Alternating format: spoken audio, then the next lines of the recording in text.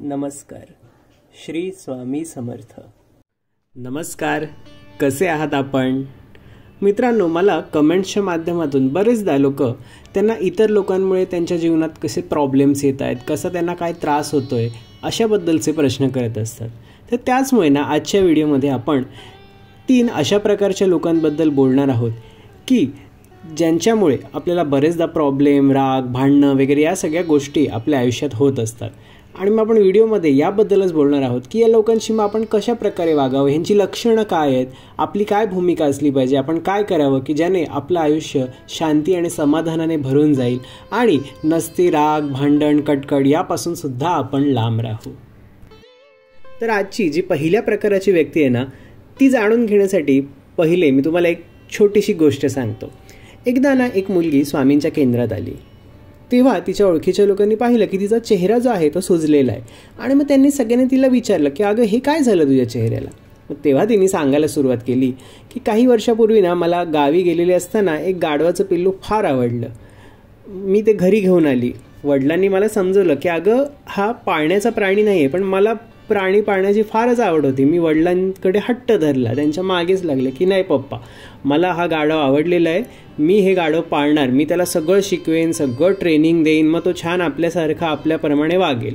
आणि मग मी त्याला घरी घेऊन आले. 2-3 वर्ष मी त्याला छान ट्रेन केलं, सगळं छान शिकवलं, सगळं व्यवस्थित चाललेलं होतं. काल मी जेव्हा त्याच्या बाजूला बसले होते तेव्हा त्याला अचानक काय झालं, त्याने वळला आणि माझ्या चेहऱ्यावर त्याने लाथ मारली. हे ऐकल्यावर सगळ्यांनाच आश्चर्य वाटलं. आता ही गोष्ट ऐकून तुम्हाला पण तुमच्या आयुष्यातली गाढवं आठवली असतील. म्हणजेच अशा व्यक्ती आपल्यासुद्धा आयुष्यात असतात की नाही, ज्यांच्याशी बघा आपण खूप त्यांच्याशी चांगलं वागतो, जरी त्यांच्या काही चुका वगैरे असतील, त्याने आपलं काही अपमान केला असेल, काही आपल्याबद्दल वाईट वागले असतील, ते आपण विसरून जातो, त्यांच्याशी चांगलं वागतो. जे काही आपल्याला चांगलं करता येईल त्यांच्यासाठी ते सगळं आपण करत असतो. आपल्याला वाटतं की ही व्यक्ती आता बदलली आहे, ही व्यक्ती आता चांगली वागते.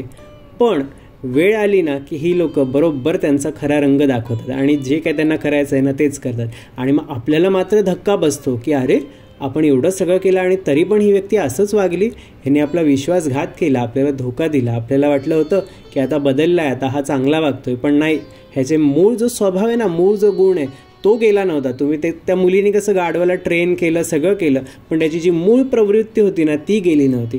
तर असंच या लोकांचं असतं. त्यांचं कितीही बाहेरून जरी आपल्याला वाटलं पण ती मूळ प्रवृत्ती गेलेली नसते आणि वेळ आल्यावर बरोबर ती बाहेर येते. तर अशा व्यक्तींशी आपण कसं वागायचं आहे तर बघा, शक्य असेल त्यांच्याशी लांब राहिलेलं चांगलं. नाही राहता आलं, तुमचा नेहमीच कायम संबंध येत असेल त्यांच्याशी, जसं घरी असतात कधी कधी अशी व्यक्ती किंवा ऑफिसमध्ये असतात आपल्या, तर आपल्याला लांब नाही जाता येत. मग काय, जेवढं योग्य आहे तेवढं तुम्ही करायचं आहे. फार वाहून घ्यायचं नाही आहे त्यांच्याशी चांगलं त्यांचं करण्यात किंवा चांगलं वागण्यात. जे काही योग्य तुम्हाला वाटतं आहे तेवढं करायचं आहे. आणि दुसरी महत्त्वाची गोष्ट म्हणजे फार अपेक्षा ठेवायच्याच नाहीत की ही व्यक्ती माझ्याशी आता चांगलं वागेल, मी ह्याच्यासाठी चांगलं काम केलेलं आहे तर आता ती पण त्याची परतफेड करेल वगैरे नाही. तुम्ही जे काय चांगलं करताय ना त्यांच्यासाठी ती नोंद स्वामींकडे होते. आपले स्वामी आपल्या पाठीशी असतात ना, स्वामी बघतायत तुम्ही जे काय चांगलं, कुठून ना कुठून कुठल्याही मार्गाने त्याचं फळ तुम्हाला मिळणार. पण त्या व्यक्तीकडून अपेक्षा करायची नाही की ती व्यक्ती आता माझ्याशी चांगली वागेल.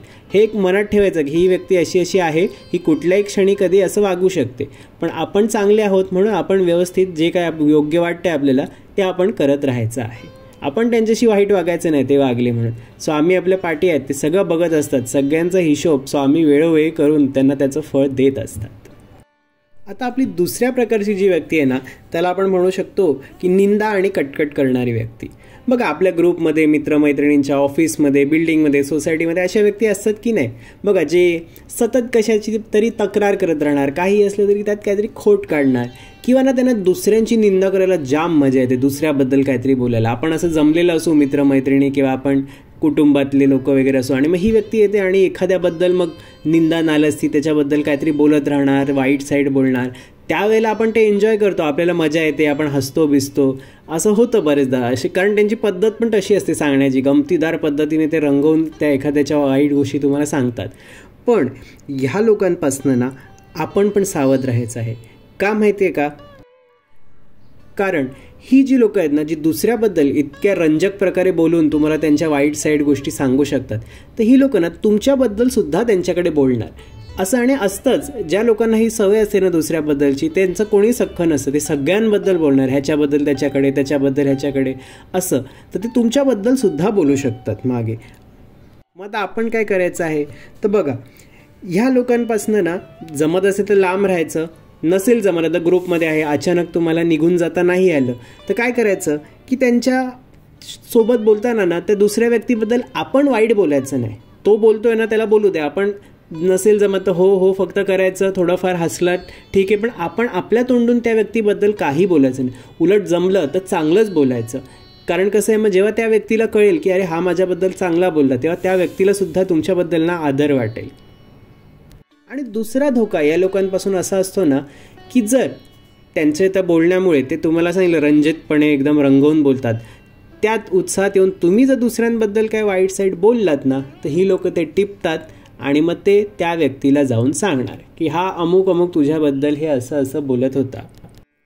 आणि मग नको असलेली सगळी भांडणं, राग, द्वेष तुमच्या आयुष्यात येणार. ती व्यक्ती तुम्हाला जाब विचारू शकते, भांडणं होऊ शकतात, ह्या गोष्टी तुमच्या आयुष्यात येऊ शकतात. त्यामुळे ना या लोकांसमोर दुसऱ्याबद्दल अजिबात वाईट बोलू नका.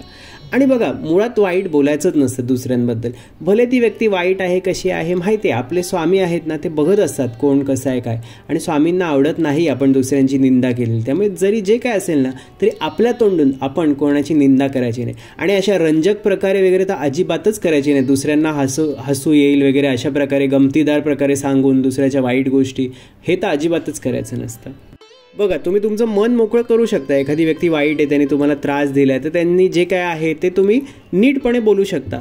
पण हे तुम्हाला माहिती आहे गॉसिपमध्ये वगैरे कशा प्रकारे आपण दुसऱ्याच्या वाईट गोष्टी सांगतो, दुसऱ्यांना हसवण्यासाठी, त्या व्यक्तीला बदनाम करण्यासाठी वगैरे, तर हे करायचं नाही. एवढं लक्षात ठेवायचं, आपले स्वामी आहेत, ते बघतायत, ते त्याला योग्य फळ देणार, ते तुम्हाला सुद्धा न्याय देणार. आणि ज्या प्रकारे म्हणतात ना की पृथ्वी गोल आहे, त्यामुळे ज्या गोष्टी आपण पाठवतो ना त्या फिरून परत आपल्याकडेच येत असतात. आपण दुसऱ्याबद्दल बोललो ना तर उद्या दुसरे सुद्धा आपल्याबद्दल बोलणार मित्रांनो. त्यामुळे ना स्वामी आपल्यासोबत आहेत. तुम्ही स्वामींना सांगा की स्वामी बघा, या व्यक्तीने मला असं असं केलं आहे, मला असा असा त्रास आहे, जे तुमच्या मताने, जे तुमच्या पद्धतीने योग्य आहे ना ते आपण करावं. आणि स्वामींवर विश्वास ठेवा, बघा सगळं चांगलंच होणार. आता आपली तिसऱ्या प्रकारची व्यक्ती आहे, ती म्हणजे आपल्यावर जळणारी व्यक्ती. हे म्हणजे विशेष आवडीचा टॉपिक आहे ह्या लोकांचा. तुम्हाला जर या विषयावर डिटेल व्हिडिओ हवा असेल ना की ह्या लोकांची लक्षणं काय आहेत, आपण कसं वागायचं या लोकांशी, या लोकांपासून वाचण्यासाठी आपण काय करायचं आहे, आणि आपल्या स्वामी सेवेचा यात कसा फायदा होतो, स्वामी आपल्या पाठी आपली कशी साथ देतात, हे सगळं जर तुम्हाला ऐकायचं असेल ना तर मला कमेंटमध्ये नक्की लिहून कळवा. आपण ह्यावर एक मोठा व्हिडिओसुद्धा लवकर बनवू.